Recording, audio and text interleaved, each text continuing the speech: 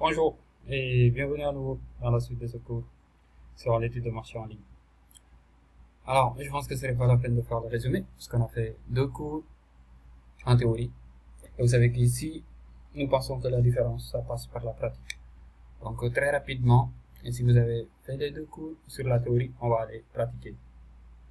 Ce qu'il vous faut à l'avance, avant de commencer ce cours, c'est une adresse mail, et de préférence sur Gmail.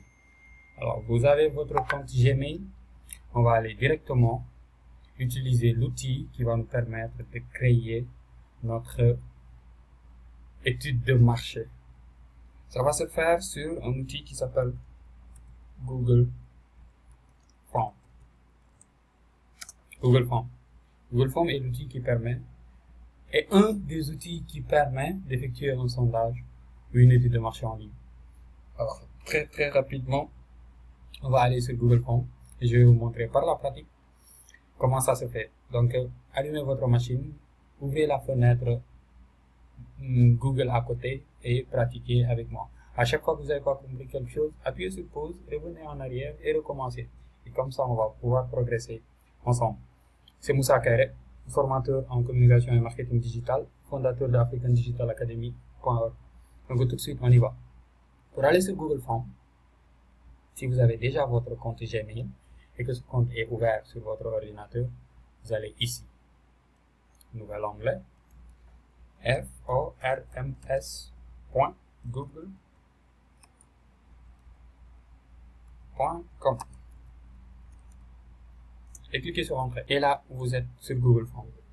Alors, moi, Google Form s'affiche comme ça sur mon écran. Chez vous, si c'est votre première fois, cela ne va pas s'afficher comme ça. Google Form ici affiche les formulaires que j'ai déjà créés. Donc, si vous n'avez rien ici, au niveau de cet espace, c'est ce qui est normal.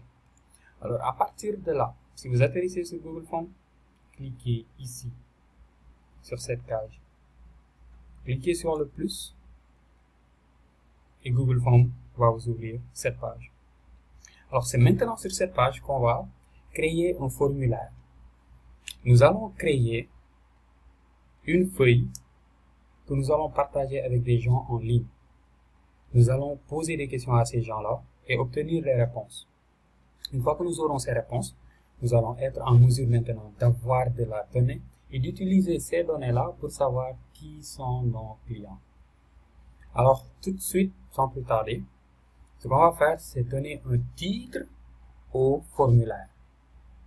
Faites comme moi, pratiquez et à la fin, vous aurez votre formulaire et je vais vous montrer aussi en même temps comment envoyer ce formulaire-là à des gens et comment faire de telle sorte que des gens remplissent ce formulaire pour que vous puissiez obtenir des données que vous allez croiser avec les données que vous avez vues en demandant des avis et les données que vous avez, les informations que vous avez imaginées. Donc, sans plus tarder, nous allons créer notre formulaire. En quoi faisant? En donnant un titre à ce formulaire. Si vous avez suivi les vidéos précédentes, vous êtes sans savoir qu'aujourd'hui, ce qu'on va faire, c'est un formulaire pour permettre de savoir qui veut apprendre à conduire une moto. Et parmi ces gens-là, qui veut un permis et qui veut un permis obligatoirement et qui veut tout simplement apprendre à conduire. Parce que quand on a le permis de voiture, par exemple, on n'est pas obligé d'avoir le permis pour la moto.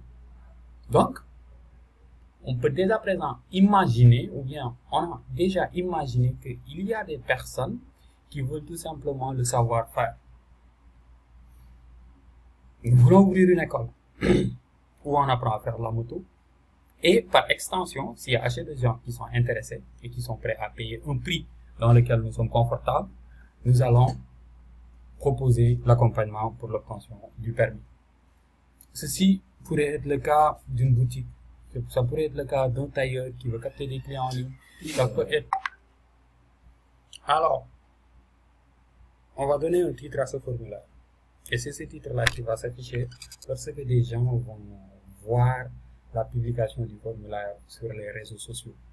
Alors, très rapidement, je vais donner un titre au formulaire. Nous avons appris en rédaction web que le titre, ça représente tout. Des cours de conduite de moto plus permis.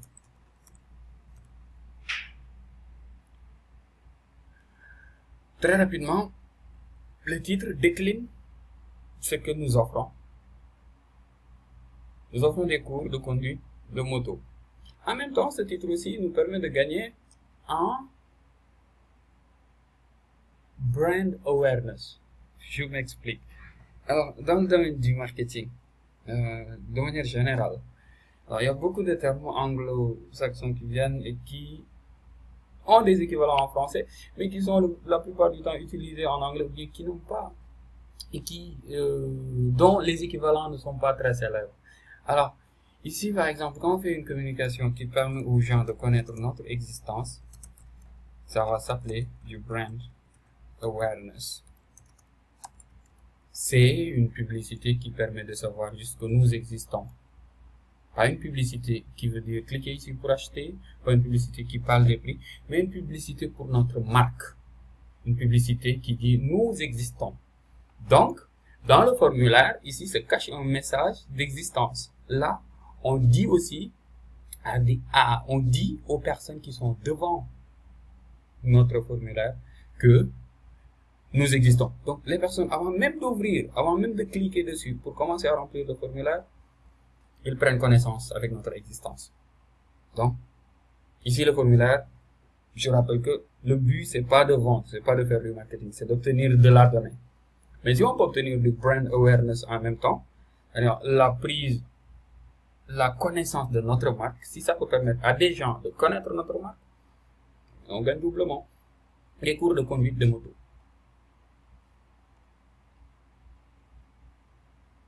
Plus permis.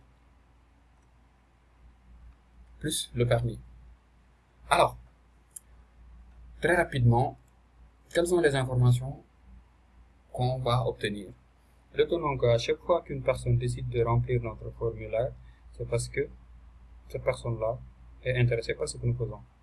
Donc, toutes les personnes qui vont remplir le formulaire sont des personnes qui s'intéressent à ce que nous faisons, maintenant à des échelles très différentes. Il y a des personnes qui vont remplir le formulaire et appeler. Il y a des personnes qui vont cliquer dessus pour ouvrir le formulaire et s'ils voient quelque part, ils peuvent nous appeler, ils nous appellent directement pour en savoir plus. Donc, il y a plusieurs cas de figure et d'ailleurs, tous les cas de figure ne sont pas imaginables à l'avant. C'est quand on mène une action et qu'on se conforte à la réalité que l'on se rend compte de tout le champ des possibles. Il y a beaucoup de choses, on ne va pas les décider, on va les découvrir.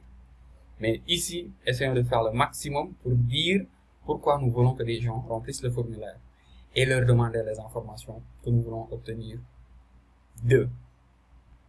Très rapidement, nous allons commencer à remplir le formulaire.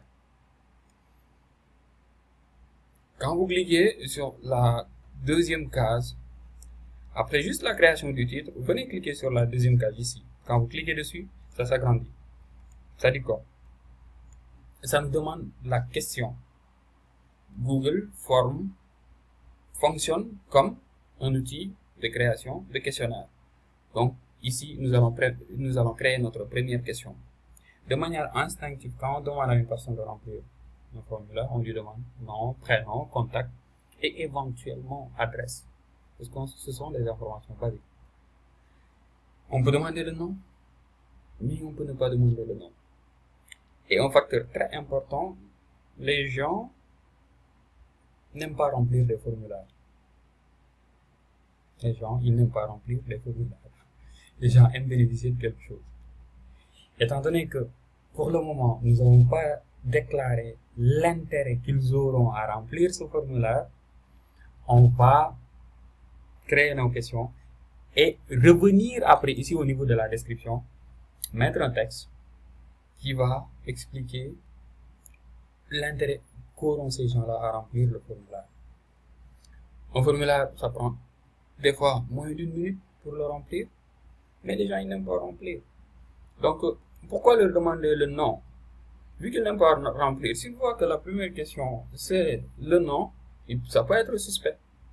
Donc, sauf si c'est dans un cadre spécifique, sauf si vous créez un formulaire, par exemple, pour vendre des t-shirts personnalisés. Si, par exemple, vous pouvez utiliser Google Forms pour que vos clients remplissent un formulaire sur lequel va figurer leur nom. Parce que c'est via ce formulaire-là que vous allez obtenir leur nom et imprimer leur nom sur le t-shirt et ensuite les livrer. Whatever. Alors, ici, on va se limiter aux informations clés et ne pas leur demander leur nom. Donc, on fait abstraction du nom. On va demander le sexe. Alors ici, vous avez deux choix. Vous pouvez demander sexe.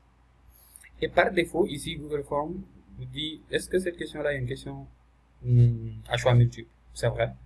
Par sexe, que ce soit monsieur ou madame. Attends, je vais recommencer. Voilà, je vais fermer ici. Je clique sexe. Je laisse ici, choix multiple.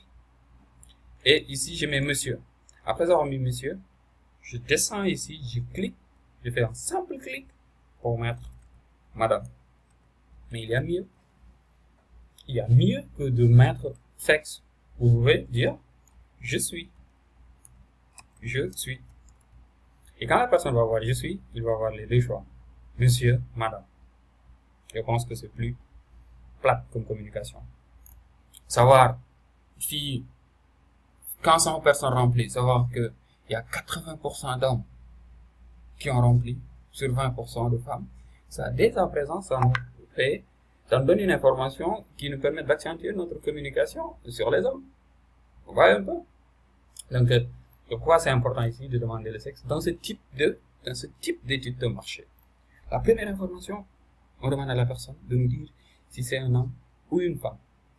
La deuxième question, pour ajouter une question, il faut cliquer ici sur le plus. Ajouter une question. La première question était venue automatiquement. Cliquez sur le plus au niveau de la page d'accueil de Google Forms. Et Google Forms nous a donné la possibilité de mettre un titre, de mettre une description que nous allons mettre après. Et ici, et de créer une première question qui, une fois avoir été créée, nous allons cliquer sur plus pour créer une deuxième question. Nous voulons savoir dès à présent si la personne est un monsieur ou une dame. Deuxième question. Âge, très important ici. Ça va nous permettre de savoir, parmi les gens qui sont intéressés par ce que nous faisons, quel est le tranche d'âge. Ici, demandez pas forcément l'âge. Demandez pas forcément l'âge exact. Demandez pas forcément la date de naissance. Les gens détestent remplir des formulaires, donc ils détestent encore mettre beaucoup d'informations précises sur elle. On va demander l'âge et laisser toujours par défaut cette option question à choix multiple et mettre 18, 15, 18 ans. Voilà, 15, 20 ans par exemple. 15, 20 ans. On va cliquer ici pour mettre une autre option. 20, 21 ans à 25 ans. C'est toujours 25 ans, 30 ans.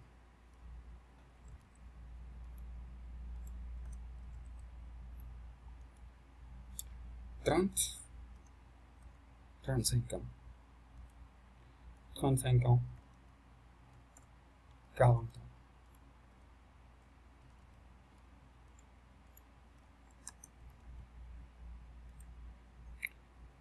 40 ans et plus de 40, voilà, plus de 40 ans. Pourquoi? Parce que les gens qui ont plus de 40 ans dans ce type de service, on peut les mettre dans la même catégorie. Voilà. Homme ou femme, tranche d'âge. Et là, on peut mettre même tranche d'âge. Voilà. Ensuite, quelle est la question la plus pertinente qui peut suivre? Savez-vous déjà conduire une moto? Savez-vous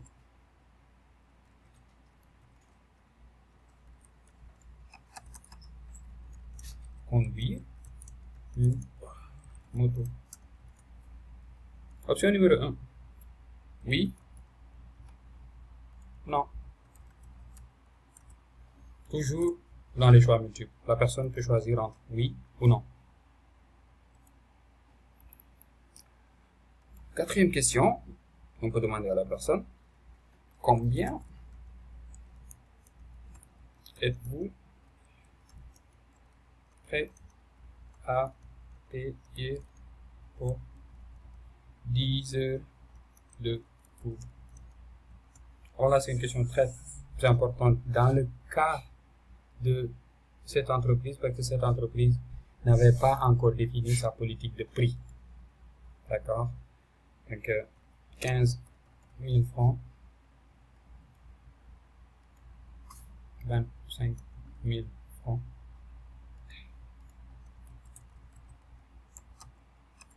Et là, ça nous fait savoir dès à présent si, par rapport à la politique de prix que nous avions déjà définie, 30 000 francs,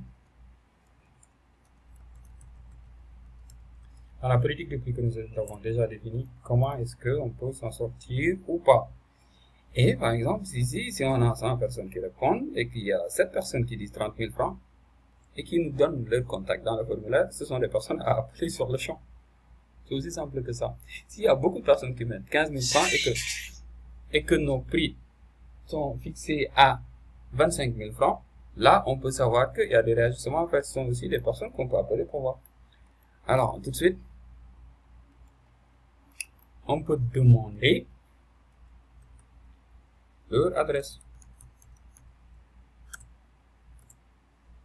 Nous sommes basés à Dakar. On peut dire Dakar ou bien hors de Dakar. Et ce type de choix-là, ça peut nous faire découvrir des fois des choses que nous n'avions pas soupçonnées. Par adresse, Dakar, hors de Dakar, cela suffit. Nous allons créer une autre question. Par exemple,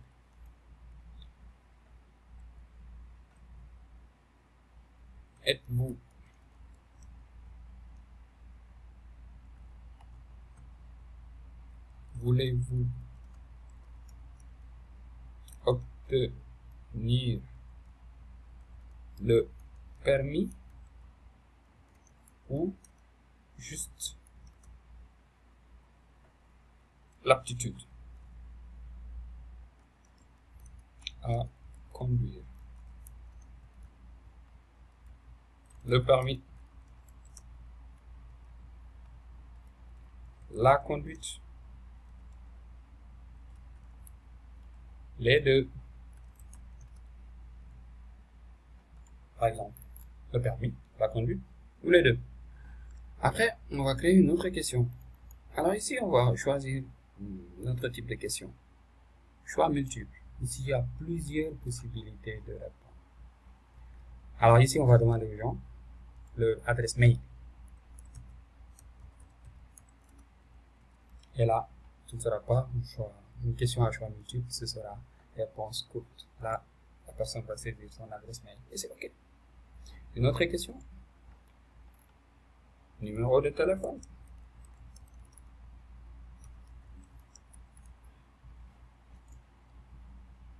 Réponse courte toujours.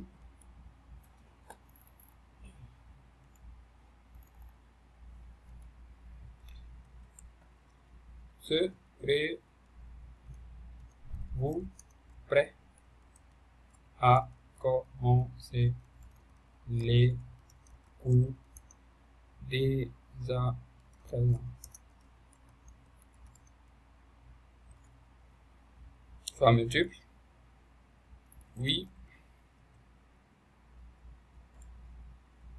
Non. Dans une semaine. Dans un mois. Pas du tout. Voilà.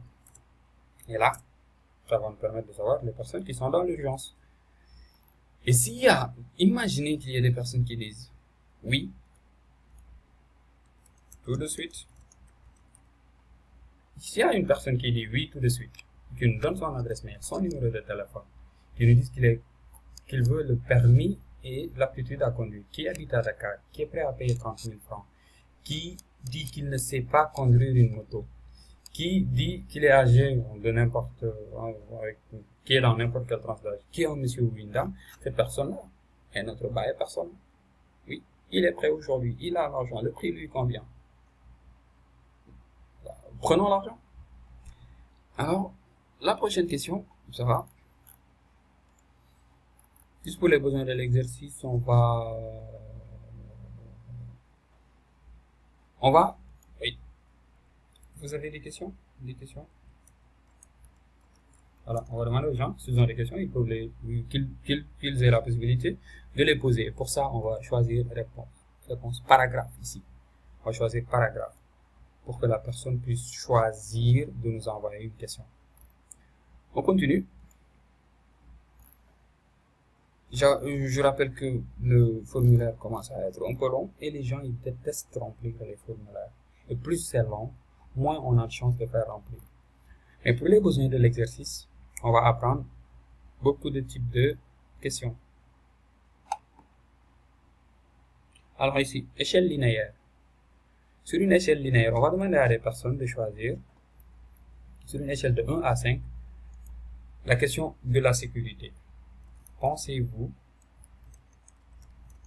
que, par exemple, le port du casque est important?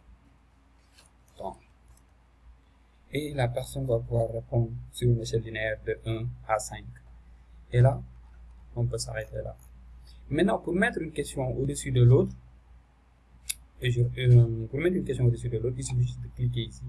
Par exemple, ici, la partie dans laquelle on demande aux gens de poser des questions, s'ils veulent des éclaircissements, doit venir tout le temps en dernier lieu. Donc, on peut choisir ça et de le mettre un peu au-dessus. Je clique, j'appuie et je mets au-dessus. Et maintenant, la dernière demande vient en dernier lieu. Et là, on a un formulaire. Alors ici, pour voir maintenant comment le formulaire va se présenter, il faut juste cliquer ici sur l'œil. Ça va nous permettre, avant de l'envoyer à n'importe qui, de voir comment ça va se présenter si on envoie le formulaire à une personne. Regardez, quand une personne sera en face de notre formulaire, c'est ça qu'il va voir. Et là, il va pouvoir répondre. Je suis une dame, j'ai entre 21 et 25 ans, je sais conduire une moto, non, et cela s'ensuit. Alors, à partir de là, on sait que c'est ça que la personne va avoir. Mais ça, c'est pas suffisant. Pourquoi? Parce qu'on ne dit pas à la personne pourquoi nous voulons qu'il remplisse le formulaire. Et surtout, je reviens au niveau de l'onglet où on crée le formulaire. On ne dit pas aussi à la personne pourquoi il a intérêt à remplir le formulaire. Parce que c'est important. Les gens, s'ils savent qu'ils n'ont rien à gagner, ils ne sont pas très motivés. Et les gens, quand ils sont sur Internet, ils n'ont pas beaucoup de temps. Donc, c'est au niveau de la description qu'on va essayer de leur vendre le formulaire. C'est quoi qu'on va essayer d'obtenir leur temps et leur attention pour qu'ils puissent nous donner des données avec un consentement. Alors ici, on va dire, veuillez remplir ce formulaire pour avoir la possibilité de gagner une formation plus un permis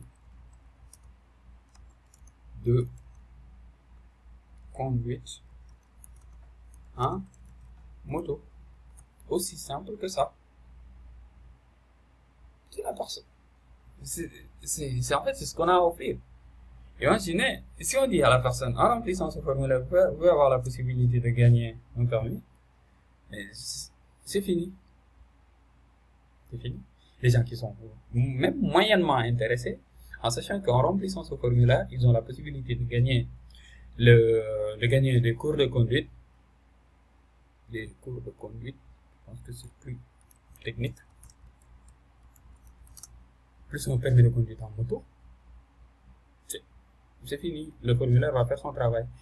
Sachant que cette phrase-là ne va être vue que par les personnes qui seront en face du formulaire. C'est aussi cette phrase-là qu'on va mettre sur la publication Facebook, parce qu'on va publier sur Facebook au niveau de notre page. C'est cette phrase-là qui sera notre appel à l'action. Une action marketing sur Internet, c'est toujours suivi par un appel à l'action. Des fois, c'est au début, des fois, c'est au milieu, des fois, c'est à la fin, mais il faut forcément un appel à l'action. Il faut dire ce que vous voulez que les gens fassent. Cliquez ici pour suivre ce cours, appelez le tel, partagez, commentez, donnez votre opinion, votez, appel à l'action. Donc, l'appel à l'action doit être le plus simple possible, le plus court possible, le plus clair possible. Donc, si on vient ici et on actualise, en cliquant ici, on va voir que les changements s'appliquent. Donc, la personne qui sera dans le formulaire va avoir des cours de conduite de moto plus permis. Vous pouvez remplir ce formulaire pour avoir la possibilité de gagner des cours de conduite. Des cours de conduite plus un permis de conduite en moto. Permis de conduite en moto, permis de conduite de moto. Un permis, plus un permis. Voilà. Si on ne sait pas ce qu'on fait, il faut en dire le moins possible. Parce que plus on parle, plus on a des chances de faire des erreurs. Donc, je vais vous limiter à plus un permis. Tout good. Et là, il n'y a pas de problème. Alors, ça s'arrête là. On a notre formulaire. Dans le cours qui va suivre, on va apprendre maintenant comment faire pour que le formulaire soit visible sur Facebook, par email, qu'on puisse l'envoyer à quelqu'un, sur Twitter, entre autres. Et comment aussi recueillir les données derrière quand les gens remplissent le formulaire. Qu'est-ce qu'ils vont voir? Alors, très rapidement, je vais arrêter ici cette partie. Donc, sur la leçon suivante, on va boucler ce module sur la création de l'étude de marché en ligne. Je rappelle que vous pouvez trouver tous nos cours, toutes nos formations sur www.africandigitalacademy.org. L'accès aux cours est gratuit et les restera. Seules les certifications nécessitent une contribution financière. Merci beaucoup.